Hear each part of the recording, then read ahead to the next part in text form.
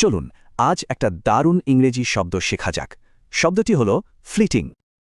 ভাবুন তো, একটা সুন্দর সূর্যাস্ত দেখছেন, কি দারুণ একটা অনুভূতি, তাই না? আকাশটা তখন কি সুন্দর কমলা আর গোলাপি রঙে ভরে ওঠে, দেখতে যা ভালো লাগে।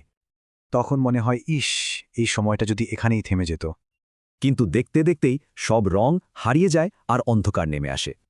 এই যে ছোট বা ক্ষণিকের মুহূর্ত, এর জন্য ইংরেজিতে একটা খুব সুন্দর শব্দ আছে। শব্দটা হলো ফ্লিটিং। এর মানে হলো এমন কিছু যা খুব অল্প সময়ের জন্য থাকে। সবাই একসাথে বলি, ফ্লিটিং। আরেকবার চেষ্টা করা যাক, ফ্লিটিং। শব্দটা শুনলে মাঝে মাঝে একটু মন খারাপ হতে পারে, কারণ এটা এমন কিছু বোঝায় যা দ্রুত হারিয়ে যায়। আচ্ছা, এবার কয়েকটা বাক্যে এর ব্যবহার দেখলে ব্যাপারটা একদম পরিষ্কার হয়ে যাবে। এই দেখুন, সূর্যাস্তের কথাটা বলা হচ্ছে, রংগুলো ফ্লিটিং ছিল, মানে এসেই চলে গেল। তাদের একসাথে কাটানোর সময়টা ফ্লিটিং বা ক্ষণিকের ছিল, কিন্তু স্মৃতিগুলো ছিল সারা জীবনের।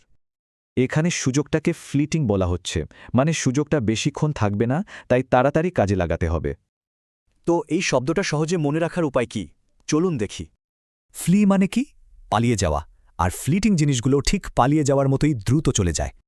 তাহলে মূল কথাটা কি দাঁড়ালো? চলুন এক নজরে দেখে নিই। দেখুন, একটা ছোট্ট হাসি ফ্লিটিং হতে পারে, কিন্তু একটা বন্ধুত্ব না, সেটা দীর্ঘস্থায়ী। এখন ভাবুন তো, আজকের দিনে এমন কোনো ফ্লিটিং বা ক্ষণিকের আনন্দের মুহূর্ত কি কারো জীবনে এসেছে?